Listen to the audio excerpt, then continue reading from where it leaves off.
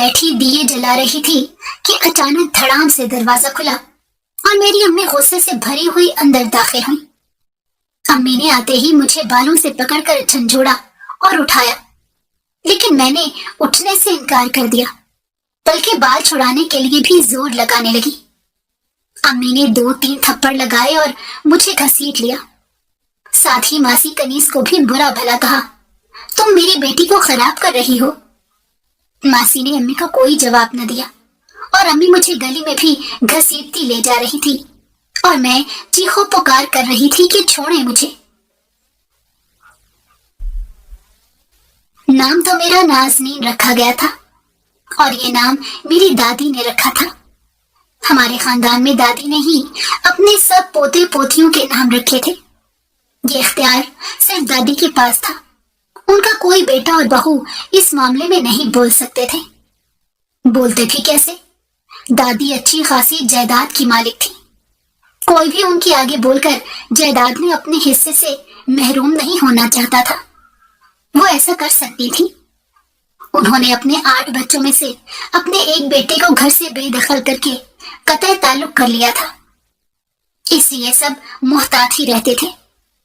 ویسے دادی سب کے ساتھ اچھی ہی تھی، پوتے پوتیوں کو بھی بہت پیار کرتی تھی، لیکن کچھ پتا نہ چلتا کہ کب غصہ آ جائے اور اس وقت دادی جو بات کہہ دیں، پھر چاہے قیامت آ جائے، وہ بات نہیں بدل سکتی تھی۔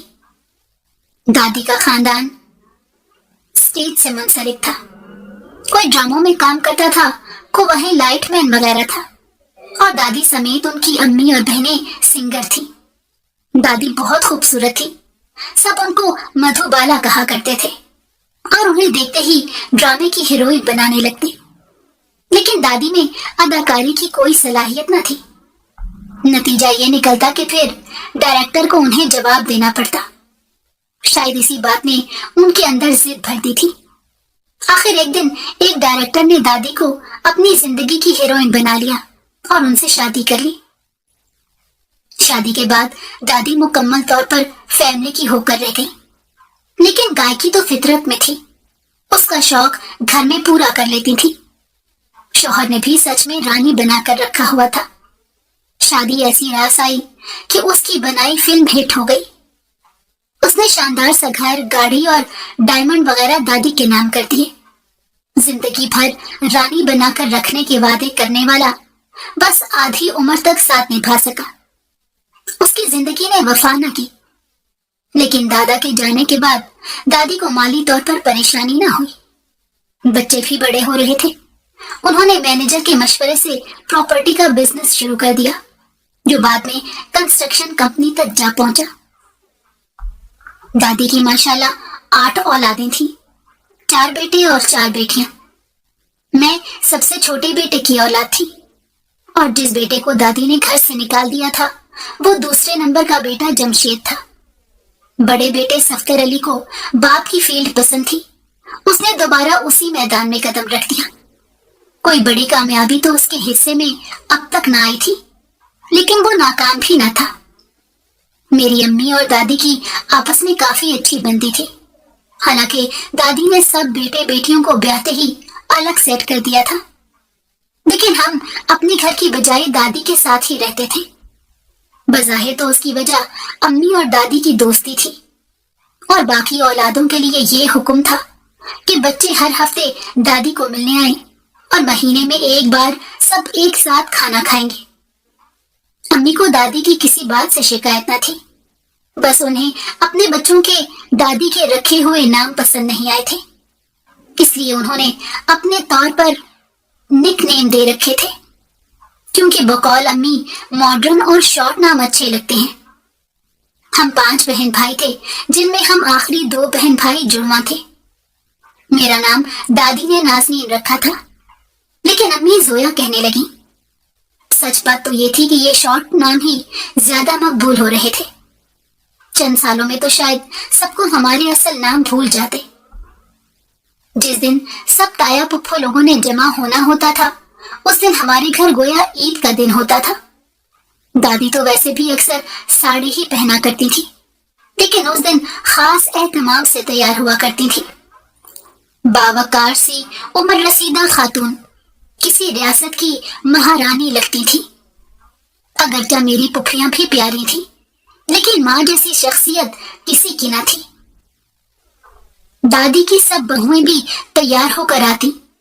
जाहिर है एक दूसरे को दिखाने का मौका क्यों हाथ से जाने देती, कि खास तौर पर देखा जाता कि किसने कौन से ब्रांड का ड्रेस पहना है, ज्वेलरी कौन से डिजाइनर की है। मैं अभी 5 साल की थी, लेकिन ये सब माहौल देख रही थी और समझ रही थी। मुझे और बाकी बहन भाइयों को अम्मी अच्छी तरह तैयार करती। मेरे फ्रॉक के साथ कई तरह के लवाजमात भी मुझे और बहनों को पहनाए जाते। हाथ में कोई चूड़ी, नेल पॉलिश, गले में मोतियों का हार, सर पर पिने, रिबन वगैरह। लेकिन मुझे इन सब में कोई दिलचस्पी न थी। मुझे तो बस कजनों का इंतजार होता कि आएंगे तो हम मिलकर खेलेंगे। लेकिन मैं अभी छोटी थी, समझ ना सकती थी कि वो मम्मी डैडी बच्चे हैं, हम बर्गर फैमिली हैं। ये नहूत तो उनमें आनी ही थी। सो कभी तो हम थोड़ा बहुत खेल लेते और कभी ढंग से बात भी ना हो पाती थी। दादी समेत उनकी बहुओं ने भी लेडीज क्लब ज्वाइन किए हुए थे और दीगर तकरीबात में मसरूफ रहती थी। बच्चों की तरफ कोई खास तवज्जो न थी। बड़े स्कूलों में दाखिल करवाकर और मौलवी साहब रखकर सब समझ रहे थे कि फर्ज पूरा हो गया है।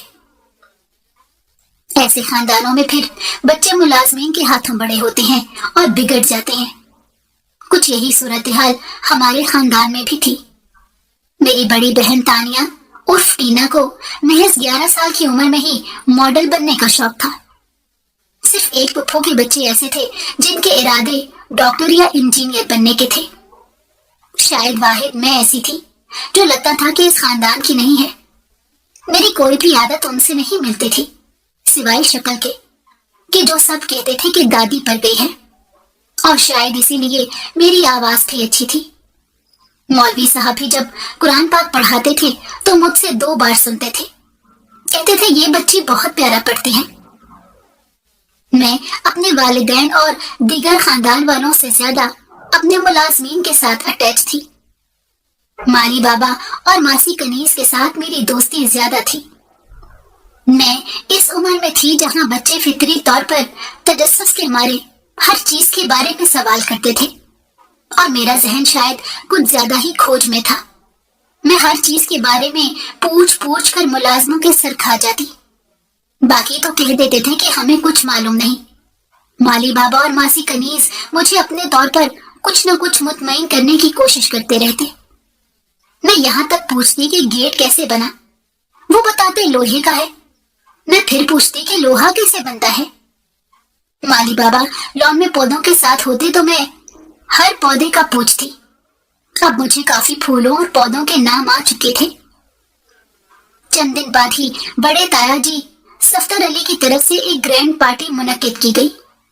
फैमिली में से तो सबने ही शिरकत करना थी। उसमें ड्रामा इंडस्ट्री और मीडिया के लोग भी थे, एलीट क्लास और उसके फैशन। मेरी बहनों और कजनों के तो पांव ही जमीन पर नहीं लग रहे थे। टीना तो अभी से खुद को समझने ही मॉडल थी। वो तो ऐसे तैयार हुई जैसे पार्टी उसकी एजाज में हो रही है। ये पार्टी स्विमिंग पूल के किनारे हो रही थी। एक तरफ बारबेक्यू और बूफे की तर्ज पर खाने का इंतजाम था। वेटर्स मुख्तलिफ किस्म की कोल्ड ड्रिंक्स लंबी लंबी डंडियों वाले ग्लासों में डाले सबके दरमियान चक्कर लगा रहे थे। जब खाना पेश कर दिया गया था, मैंने दाएं बाएं देखा तो मुझे अपने कजनों और अपनी फैमिली से कोई भी नजर न आया। मैं उदास और थोड़ा सा परेशान भी हुई। एक लेडी वेटर ने मुझे खाना भी निकाल दिया, लेकिन मेरा बिल्कुल दिल नहीं चाहा। मैं अम्मी, दादी और अपने बहन भाइयों की तलाश में लोगों में घूमने लगी। घूमते घूमते मैं उस तरफ पहुंच गई जहां म्यूजिक का इंतजाम कर रखा था। पियानो की बोर्ड, गिटार और ड्रम भी पड़े थे, जबकि रिकॉर्ड पर हल्का हल्का म्यूजिक बज रहा था। मैं बहुत इश्तियाक से ये सब देखने लगी। मेरे दिल में न जाने क्या आया कि मैंने माइक उठाया और वही गाना गुनगुनाने लगी जो म्यूजिक चल रहा था। मैं कभी घर से खुद से गाना नहीं सुना था, लेकिन जाहिर है घर में कोई दूसरा सुनेगा तो मेरे कान में भी आवाज जाएगी। और फिर दादी भी तो कभी खुद गा लिया करती थी। शायद वहीं से ये मेरे दिमाग में बैठ गया था। खैर, मैं वही गिटार के साथ बैठी गाना गुनगुना रही थी। मालूम नहीं माइक पहले से ऑन था या मेरा हाथ लगने से ऑन हुआ। मेरी आवाज हर तरफ फैलने लगी। लोग खाना छोड़कर ये देखने लगे कि कौन गा रहा है। कुछ मुतजस्सिस इस तरफ भी आ गई, लेकिन मुझे कुछ पता न था, क्योंकि उनकी तरफ मेरी कमर थी। मैं तो अपने धुन में गाए जा रही थी। चंद बोल गाने के बाद जब मैंने माइक रखा तो एकदम तालियों के शोर से मैंने मुड़कर देखा।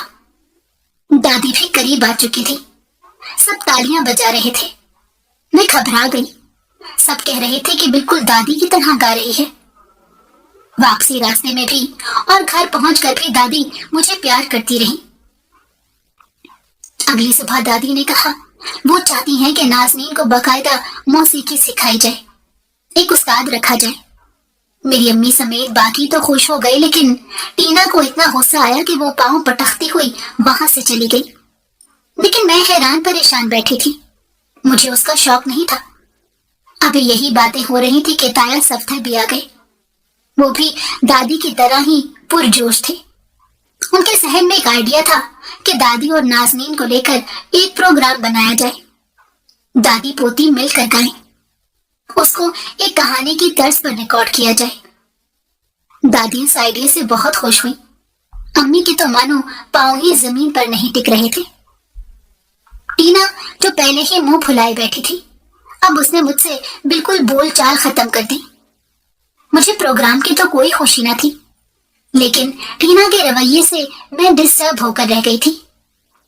मुझे इतनी समझ तो ना थी कि मैं प्रोग्राम से इनकार करूं, और ना ही मुझे समझ आ रही थी कि मैं टीना का क्या करूं।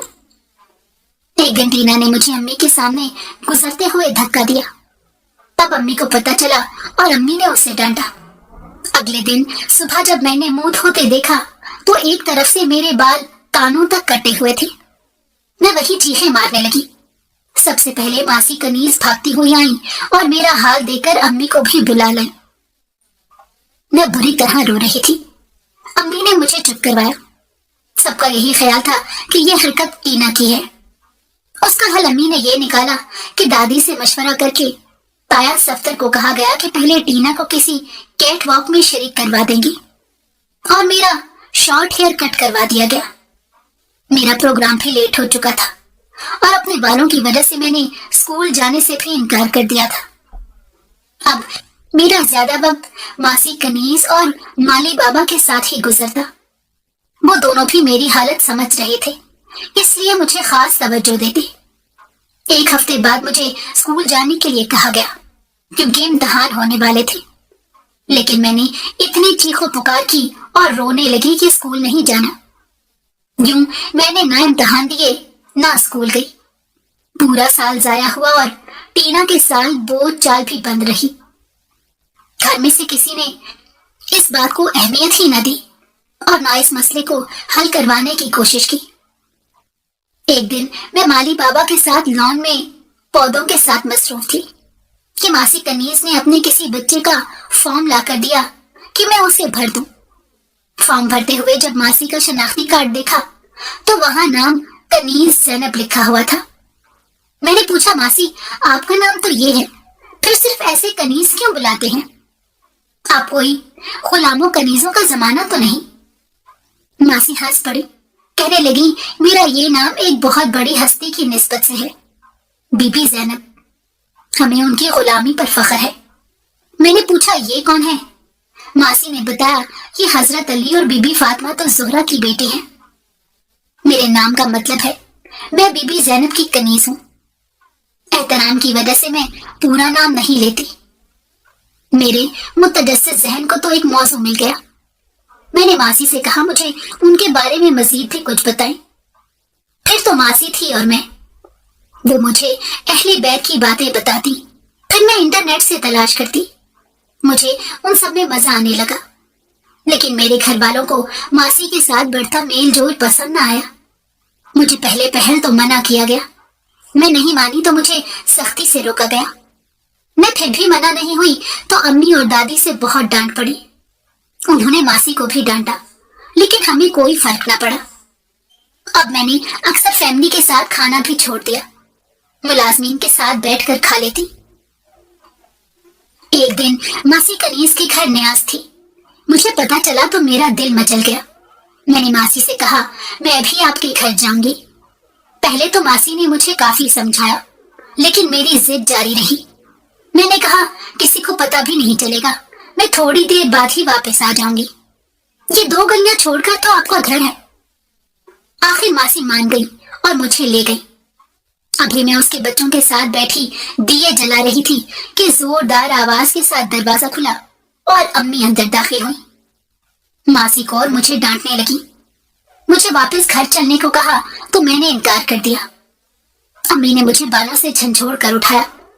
मैंने फिर कहा, छोड़े मुझे, मैंने नहीं जाना। अम्मी मुझे 2 थप्पड़ लगाते हुए खींचती हुई ले गई। घर जाकर मेरी अच्छी तरह क्लास थी, लेकिन मुझे कोई असर नहीं हुआ। दादी को बेहतर लगा कि अब हमारा प्रोग्राम शुरू हो जाए। ताया सफदर को बुलवाकर इंतजामात करने को कहा। चंद दिन घर पर रिहर्सल हुई और चंद दिन स्टूडियो में।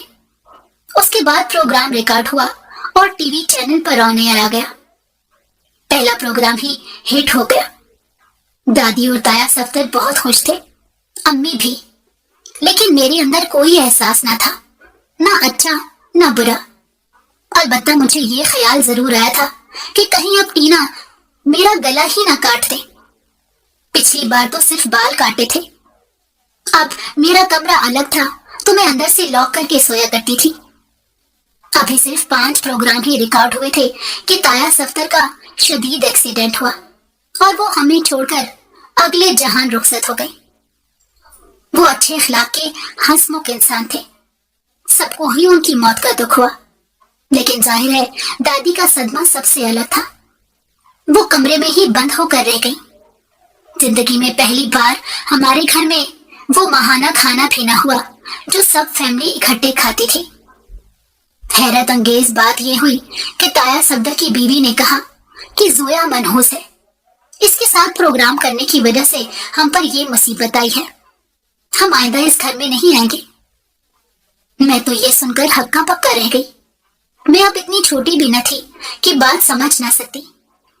मैट्रिक की स्टूडेंट थी। अम्मी ने भी उनको कोई खास जवाब नहीं दिया कि उस वक्त दादी की हालत अच्छी नहीं है। अम्मी की भरपूर तवज्जो से दादी की हालत संभलने लगी। जिंदगी आहिस्ता रूटीन में आने लगी। मेरे भी इम्तहानात शुरू हो गए। मैं हर चीज झटक कर इम्तहानात में मसरूफ हो गई। उसके बाद अक्सर ही दादी मुझे अपने पास बुला लेती थी, मैं भी उनको कंपनी देती। एक दिन मैंने यूं ही रिकॉर्डिंग चला दी तो दादी ने तड़प कर कहा, इसको बंद कर दो, आइंदा मत लगाना, और रोने लगी। मुझे भी साथ रोना आ गया। मैं दादी के साथ लिपट कर बहुत रोई। फिर मैंने, अम्मी ने और मासी कनीज ने दादी को ज्यादा वक्त देना शुरू कर दिया। पुप्पो भी आ जाती थी अक्सर। मेरा रिजल्ट आया तो शानदार नंबर आए। उस दिन दादी ने तमाम खानदान वालों को खाने पर बुलाया। जब ताया सफ्तर की बीवी को फोन किया तो उसने बदतमीजी से वही मनहूस होने वाली बात कही। तब दादी को पता चला। दादी ने उसी वक्त गाड़ी निकलवाई, मुझे और अम्मी को साथ लिया और ताया सफ्तर के घर जाकर उसकी बीवी का दिमाग दुरुस्त करके आई। साथ कहा कि अगर कल खाने पर तुम लोग शामिल ना हुए तो फिर दोबारा कभी उस घर का रुख ना करना। अगले दिन हम इंतजार करते रह गए, लेकिन ताया की फैमिली नहीं आई। दादी ने खाने पर ऐलान किया कि मैंने बच्चों की शादियां तय कर दी हैं, 6 कजनों की आपस में। सब दादी का मुंह तकने लगे, क्योंकि सिवाय टीना के किसी को भी मनपसंद रिश्ता नहीं मिला था। लेकिन दादी के सामने कोई नहीं बोल सकता था, सो जिनकी शादियां तय हुई उन्हें वही करनी पड़ी। अगले 3 माह उन्हें शादियों के हंगामे में गुजर गए, लेकिन इस हंगामे में मेरे जहन में एक चीज अटकी रह गई।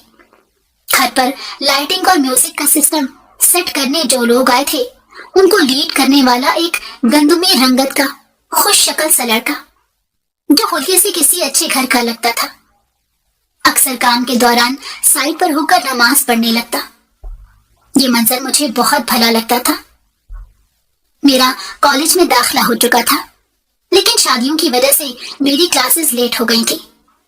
जब मैं कॉलेज गई तो पूरा 1 महीना अपनी क्लासेस और कोर्स सेट करने में लग गया। उसके बाद ही मैंने 8 गिफ्ट का जायजा लिया, कॉलेज का, क्लास फेलोज का और सबसे ज्यादा कैफेटेरिया का।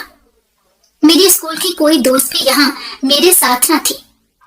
नए दोस्त इतनी जल्दी तो नहीं बन सकते थे। कभी चंद क्लास फेलोज के साथ और ज्यादा अकेले ही, कभी कैफेटेरिया, कभी लाइब्रेरी और कभी पौधों के साथ वक्त गुजरता रहा। 1 साल यूं ही गुजर गया। तब तक हम 5 दोस्तों का ग्रुप बन चुका था, जिसमें इकरा मेरे ज्यादा करीब थी। अब तक सारी क्लास को पता चल चुका था कि मैं ही वो जोया नाज़नीन हूँ जिसके प्रोग्राम रिकॉर्ड हुए थे। अब तो अक्सर ही मुझसे फरमाइश की जाने लगी कि फलां गीत सुनाओ, फलां गाना। कई बार मैं सुना भी देती थी, लेकिन कई बार मेरा बिल्कुल दिल नहीं चाहता था। ऐसे में कॉलेज में हम निसाबी सरगर्मियां शुरू हो गई। मेरी टीचर ने कौमी सतह के नात मुकाबले के लिए मेरा इंतखाब किया तो मैं हक्का बक्का रह गई। मैंने नात कभी नहीं पढ़ी थी। मैडम ने मेरी हौसला अफजाई की और नात भी मुंतखब करके दी। जब मैंने घर आकर सुनी और साथ साथ धीमा धीमा पढ़ने लगी तो मुझे शदीद रोना आया और मैंने वजू किया और नमाज के लिए खड़ी हो गई। पता नहीं कितने महीनों के बाद मैंने रब को सजदा किया था। मुझे यूं लगा मेरे दिल से कोई बोझ उतर गया है। ये कौमी सतह के मुकाबले यूनिवर्सिटी में हो रहे थे। हम भी अपनी मैडम के साथ पहुंच गए। एक हॉल में तकरीरी मुकाबला था, एक में नात का। हम पहले गलती से दूसरे हॉल में जाकर बैठ गए। कुछ देर बाद पता चला कि हमारा मतलूबा हॉल ऊपर वाली मंजिल पर है। वहां तक जाते जाते मैंने गैलरी से झांक कर नीचे देखा, क्योंकि खूबसूरत लॉन मेरी कमजोरी था। जब झांक कर देखा तो एक लड़का नमाज पढ़कर जाए नमाज उठा रहा था। कुछ जाना पहचाना सा मंजर था। मेरा जहन वहीं अटक के रह गया। खैर, हम हॉल में पहुंचे, मुकाबला हुआ। हस्बे तवक्को जीत मेरे हिस्से में आई। वापसी पर मेरी नजरें उसी लड़के को ढूंढ रही थी। आखिर बाहर निकलने तक मुझे वो नजर आ ही गया। उसके चेहरे पर नजर पड़ते ही मुझे याद आ गया कि ये वही है जो हमारे शादी के फंक्शन में नमाज पढ़ा करता था। मैंने इकरा को इशारा किया और वो इकरा ही किया जो मेरा इशारा न समझे। वो बैग भूलने के बहाने पीछे गई और मालूमात लेकर आई कि उसका नाम असद है और वो एमफिल आखिरी साल का स्टूडेंट है। मैं मसनूई खफकी से बोली, नामुकम्मल, फोन नंबर तो लिया ही नहीं तुमने लड़की। ये सुनकर इकरा ने अपना बैग उठाकर मारा मुझे। हम दोनों ही हंसने लगे। मुझे अजीब सी दिलचस्पी और तजस्सुस हो रहा था। ये कौन है, क्या करता है? एक तरफ मजदूर बनकर आया था हमारे घर और अब यहाँ एमफिल। मैंने सोच लिया था कि इकरा के साथ दोबारा यूनिवर्सिटी जाकर उससे बात करूंगी। अगले दिन जब इकरा से ये बात की तो वो फौरन तैयार हो गई। हमने एक दिन के बाद जाने का फाइनल कर लिया, लेकिन किस्मत भी हमारे प्रोग्राम देखकर मुस्कुरा रही थी। जिस दिन हमने यूनिवर्सिटी जाना था, सीढ़ियां उतरते हुए इकरा का पांव बुरी तरह मुड़ गया। पहले तो हम खुद ही उसको दबाते रहे कि ठीक हो जाए, लेकिन दर्द के साथ जब थोड़ी देर बाद ही उसका पांव सूज गया तो हम उसे हॉस्पिटल ले गए। एक्सरे हुआ तो पता चला कि हड्डी बच गई है, लेकिन बुरी तरह मोचाई है। डॉक्टर ने 15 दिन के लिए पांव पर प्लास्टर कर दिया और बेड रेस्ट कहा। मैं इकरा को अपने साथ घर ले गई क्योंकि वो यहाँ हॉस्टल में रहती थी। 15 दिन इकरा ने मुझसे खूब नाज नखरे उठवाए और मैंने भी बहुत प्यार के साथ उठाए। जब इकरा बिल्कुल ठीक हो गई तो हम यूनिवर्सिटी गए, लेकिन तब तक बहुत देर हो चुकी थी। असद चूंकि आखिरी साल का स्टूडेंट था, उसके इम्तहानात के लिए उनको फ्री किया जा चुका था। मुझसे ज्यादा तो इकरा परेशान हो गई। वही एडमिन ऑफिस गई और पता नहीं कौन कौन सी कहानियां सुनाकर असद का फोन नंबर और एड्रेस ले आई। मैंने बोझल दिल के साथ बैग में रख लिया। इकरा हॉस्टल और मैं अपने घर आ गई। दिल अजीब उदास हो रहा था। दादी और अम्मी ने पूछा भी, लेकिन मैं क्या बताती जब मुझे खुद समझ नहीं आ रही थी।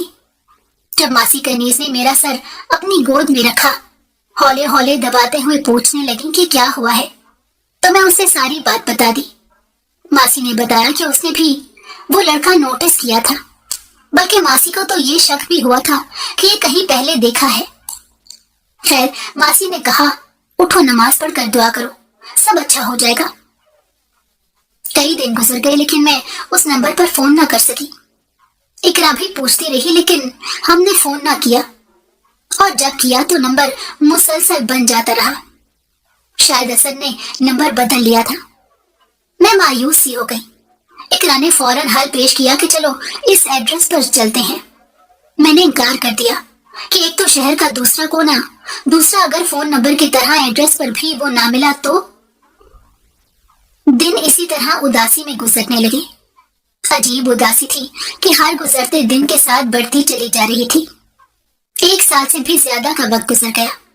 हमारा भी कॉलेज का आखिरी साल शुरू हो गया। उसके बाद हम भी ग्रेजुएट कहलाते। वो भी ऐसा ही मामूल का दिन था। कॉलेज जाने को जरा सा भी दिल नहीं चाह रहा था, लेकिन इकरा के कहने की वजह से चली गई। क्लास में भी आखिरी लाइन में बैठी। क्लास में टीचर दाखिल हुए और तारुफ करवाया कि मैं आपका नया टीचर हूँ, विजिटिंग लेक्चरर, और आज से लिटरेचर की क्लास मैं लूंगा। आप सब भी बारी बारी तारुफ करवाएं। मैंने गायब दिमागी से तारुफ सुना और अपनी बारी तारुफ करवाने के लिए जब नजरें उठाई तो मुंह खुले का खुला रह गया। सामने असद बतौर उस्ताद खड़ा था। मैंने बमुश्किल अपना मुख्तसर सा तारुफ करवाया। उसके बाद तो मैं गोया हवाओं में उड़ने लग गई। इकरा हर 2 मिनट बाद मुझे चुटकियां काटने लगती। अब मुझे सर असद का सब्जेक्ट बहुत अच्छी तरह तैयार करना था। मैं उनकी नजरों में अच्छा इंप्रेशन लेना चाहती थी। मैंने दिल लगाकर उनकी असाइनमेंट्स तैयार की और पहले ही टेस्ट में 2nd पोजीशन ली। मेरे काम से सर बहुत खुश हुए। वैसे भी सर खुश मिजाज थे। तमाम स्टूडेंट्स में घुल मिल गए थे। पढ़ाते भी बहुत अच्छा थे। इकरा रोजाना कहती, वो बात पूछ लो, लेकिन मेरा दिल न मानता। अब तो सर का नंबर भी मेरे पास था, लेकिन मैंने उनको कॉल करने की कोशिश न की थी। मेरा जहन तो पहले मुतजस्सिस था। मैं क्लास में बहुत सवाल करती थी और सर को ये बात बहुत अच्छी लगती थी। वो सबके सामने हौसला अफजाई करते थे। एक दिन क्लास से बाहर जाते हुए सर को फोन आया। सर कुछ परेशान हो रहे थे। मैं वहीं रुक गई कि शायद कुछ पता चल सके। सर के वालिद को हार्ट अटैक हुआ था और वो कार्डियोलॉजी में थे, जबकि सर के पास उस वक्त कोई सवारी न थी। मुझे गाड़ी लेने आती थी। मैंने सर को ऑफर किया कि आए हम आपके साथ हॉस्पिटल चलते हैं। मैं और इकरा सर के साथ गाड़ी में हॉस्पिटल पहुंचे। सर की वालदा और दोनों छोटे बहन और भाई परेशान हाल वहीं मौजूद थे। हम सर की वालदा के पास बैठ गए। उन्हें हौसला तसल्ली देने लगे। इकरा को भेजा, जाओ कैंटीन से जूस वगैरह ले आओ। वालदा को बहन भाई को दिए। तब तक सर का एक दोस्त भी आ चुका था।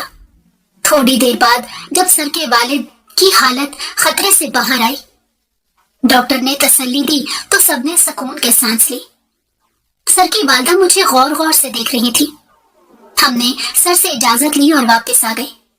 उस रात मैंने पहली बार सर को कॉल की, उनके वालिद का हाल पूछने के लिए। सर ने बताया कि अब बाबा बेहतर हैं। आईसीयू से रूम में शिफ्ट कर दिया गया है। 1 दिन के बाद घर ले जाएंगे। और सर मेरा शुक्रिया अदा करने लगे। मैंने कहा, सर ये मेरा फर्ज था, आप ऐसा ना कहें प्लीज। और फिर सेहत की दुआ देकर फोन रख दिया। मेरा ख्याल था कि सर अब कुछ दिन कॉलेज नहीं आएंगे, लेकिन सर अगले दिन क्लास में मौजूद थे।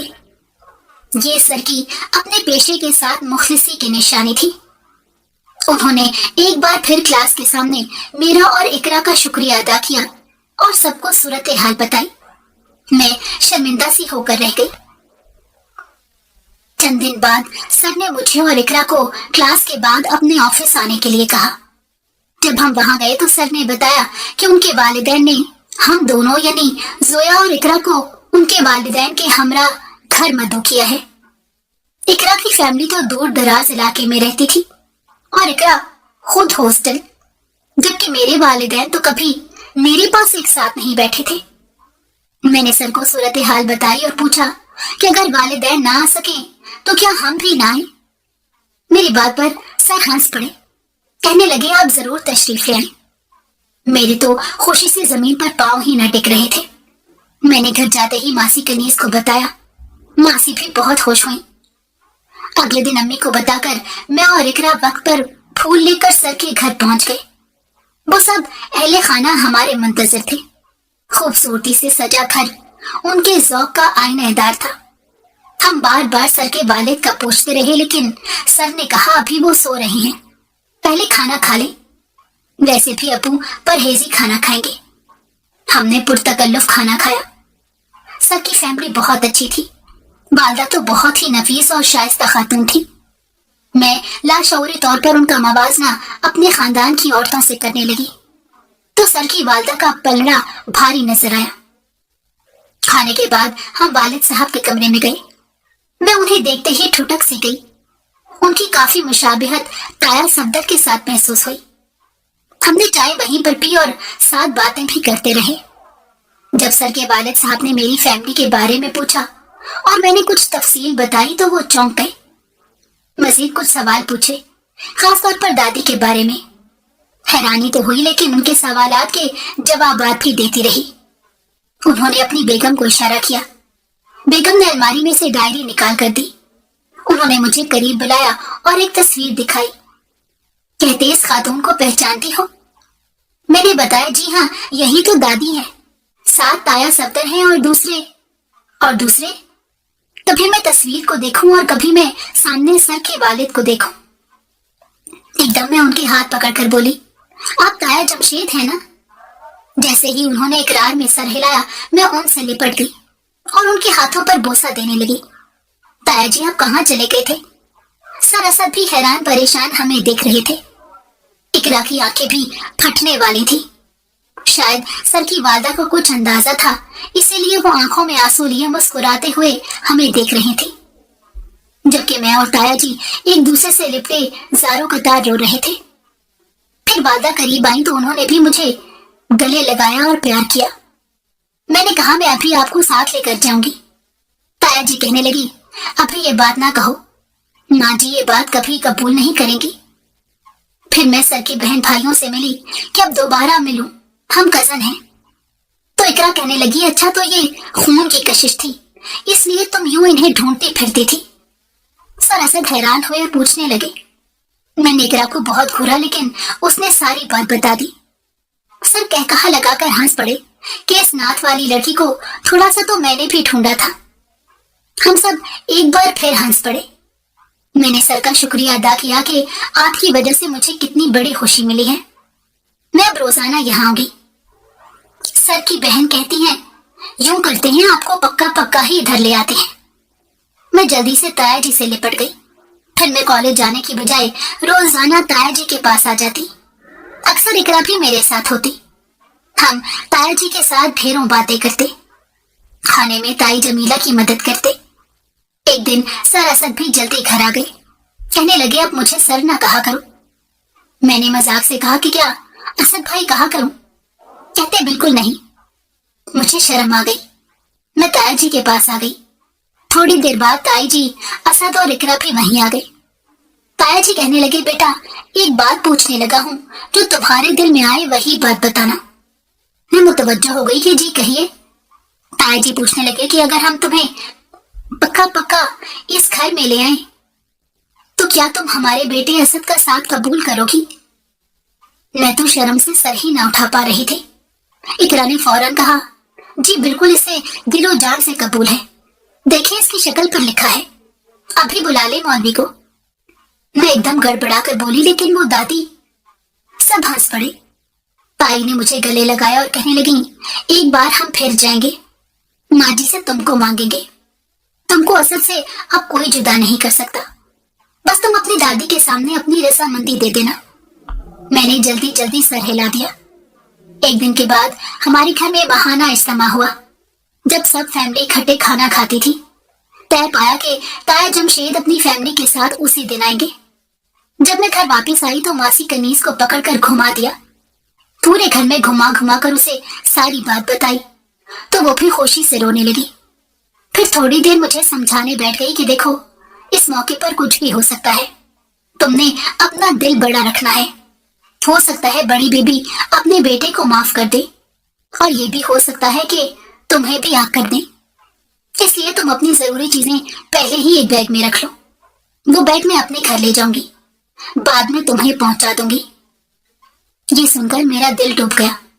جس وقت سب کھانے کی میز پر بیٹھے تھے، تایا جمشید اپنی فیملی کے ساتھ اندر داخل ہوئے. مجھے ان کی صحت کی فکر تھی. وہ دل کے مریض تھے. جیسے ہی گھر والوں نے دیکھا، ایک دو افراد ان کی طرف لپکے، لیکن دادی نے زور سے کہا، وہیں رک جاؤ جمشید، ایک قدم بھی آگے مت آنا. تایا اور تائی نے وہیں کھڑے ہو کر ایک بار پھر معافی مانگی. تایا نے کہا کہ میں صفدر کی فاتحہ پڑھنا چاہتا ہوں. دادی نے کہا اس کی ضرورت نہیں ہے. تب تایا نے اپنے بیٹے کے لیے میرا ہاتھ مانگ لیا. دادی نے غصے سے کہا کہ 1 منٹ سے پہلے نکل جاؤ اس گھر سے، خبردار جو میری پوتی کا نام لیا. تایا نے امی ابو سے کہا، تم دونوں کو تو میرے بیٹے پر اعتراض نہیں ہے. ابو صرف دیکھ کر رہ گئے بھائی کو. صاف ظاہر تھا کہ وہ بھی بھائی سے ملنا چاہ رہے ہیں.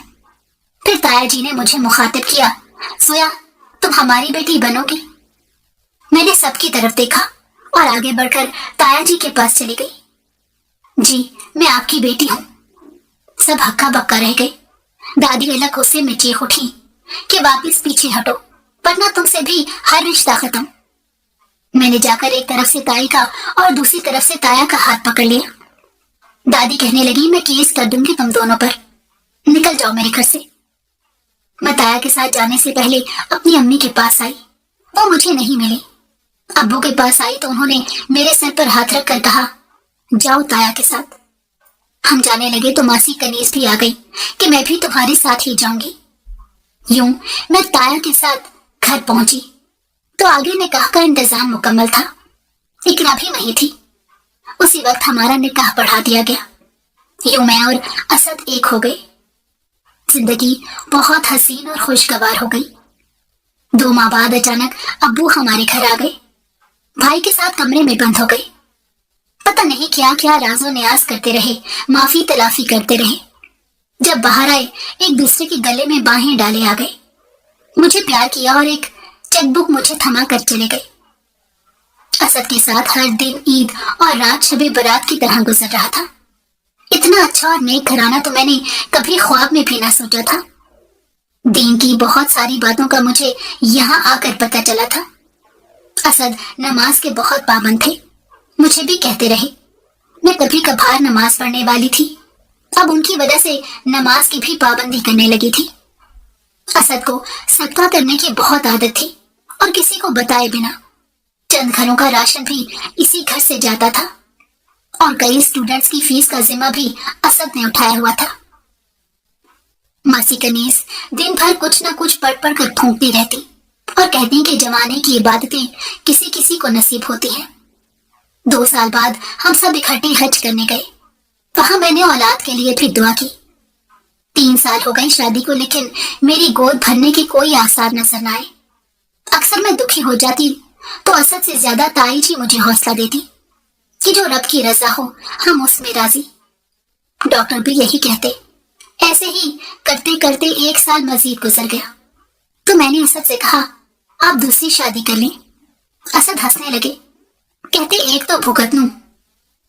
ہماری اس نئی زندگی کا 5واں سال شروع ہوا اور عادت کے مطابق صدقہ خیرات کر کے ہم نے نوافل پڑھے.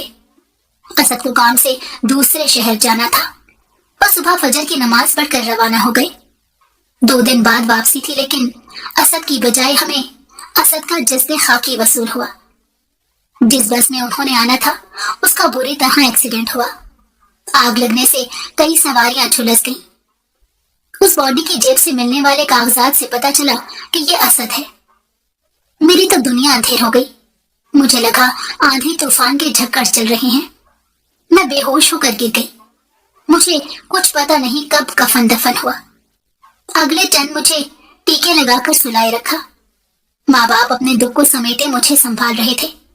مجھے لگتا تھا تایا صفدر کی بیوی نے ٹھیک کہا تھا، میں منحوس ہوں. ماسی کنیز اور اقرا بھی مجھے سنبھال رہی تھی. آخر میں سنبھالنے لگی تو تایا جی کے ساتھ روزانہ اسد کی قبر پر جانے لگی. کتنی ہی دیر اس سے باتیں کرتی رہتی. अक्सर उसके स्टूडेंट भी आते। मैंने ताया जी से कहा, असद के काम रुकने नहीं चाहिए, मैं पूरे करूंगी। वो रोने लगी। अब जब हम कब्र पर आते तो वहां काले कुत्ते और बिल्लियां बैठे होते। मैं उन्हें वहां से भगा कर आती, लेकिन अगले दिन वो फिर वहां मौजूद होते। जब कुछ दिन ये सिलसिला ऐसे ही रहा तो वो मेरे दिल में वसवसे आने लगे। मैंने ताया जी से कहा, किसी आलिम से बात करें। आलिम से बात की तो वो कहने लगे कि बिल्लियों का आना तो अच्छी बात होती है, लेकिन ये कुत्ते, वो भी काले।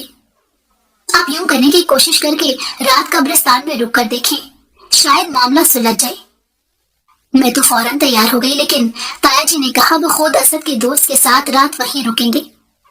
वो शाम से कब्रिस्तान में दरख्त के ऊपर चढ़कर छुप कर बैठ गई। आधी रात को 2-3 आदमी कुत्ते और बिल्लियों को पकड़ कर ले आए और असद की कब्र से थोड़े फासले पर एक आदमी नंग धड़ंग होकर दायरा खींच कर बैठ गया। 3 तरफ छोटे छोटे बर्तनों में आग जलाकर पता नहीं क्या अमल करता रहा। थोड़ी देर बाद उसने एक बिल्ली पकड़ी और ज़िबा कर दी और बाकी जानवरों के आगे डाल दी। फिर कपड़े पहनकर दायरे से बाहर आया। अपने साथियों से कहने लगा, कल आखिरी रात है, एक बच्चे का इंतजाम करके लाना, कल उससे अमल होगा और तुम्हारा काम हो जाएगा। ये सब करके वो लोग चले गए। कुत्ते बिल्लियां वो गोश्त खाकर बेसुध हो रहे थे। असद के दोस्त ने वो तमाम मंजर रिकॉर्ड कर लिया था। अगले दिन पुलिस भी उनके साथ मौजूद थी। जैसे ही बच्चे को सामने लाया गया, पुलिस ने छापा मारकर उन्हें गिरफ्तार कर लिया। वो कोई आमिल थे जो काला इल्म कर रहे थे। वो गिरफ्तार हुए तो कुत्ते बिल्लियों को खुराक न मिली। 2 दिन बाद वो दोबारा वहां नजर नहीं आए। हमने शुक्र का सांस लिया। मेरे दिल से बोझ उतर गया था। अब मेरे सामने बड़ा काम ये था कि असद की खिदमत खल्क के काम को जारी रखूं। मेरा दिल जख्मी था, लेकिन ताया जी और ताई के लिए मुझे खुद को संभालना था। 3 माह गुजर गए असद को जुदा हुए। लगता था वक्त रुक गया है, किसी चीज का होश नहीं था। एक दिन घर पर सिर्फ मैं और ताई थे कि बेल हुई। मासी कनीज ने दरवाजा खोला तो जोर जोर से हमें आवाजें देने लगी। हमने जाकर देखा, एक आदमी फटे पुराने कपड़ों में, उजड़े हुलिये में, कुछ जख्मी भी है, नंगे पांव गेट के साथ नींद बेहोश सा पड़ा है। मैंने जाकर देखा तो मेरी चीखें निकल गई। पहले तो मैं डर गई, फिर मैंने उसे हाथ लगाकर देखा, वो मेरा असद था। मैं मुलाजमों के साथ मिलकर उसे कमरे में लेकर आई, डॉक्टर को फोन किया, असद के दोस्त को बुलाया ताकि ताया जी को ये खबर अचानक नहीं दे सकते थे। जब तक डॉक्टर आया, हम गर्म पानी से तौलिए भिगो भिगो कर असद की गर्द और जख्म साफ करते रहे।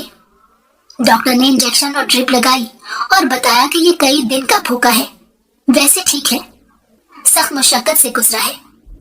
खुदा खुदा करके असद को होश आया तो उसका लिबास तब्दील किया।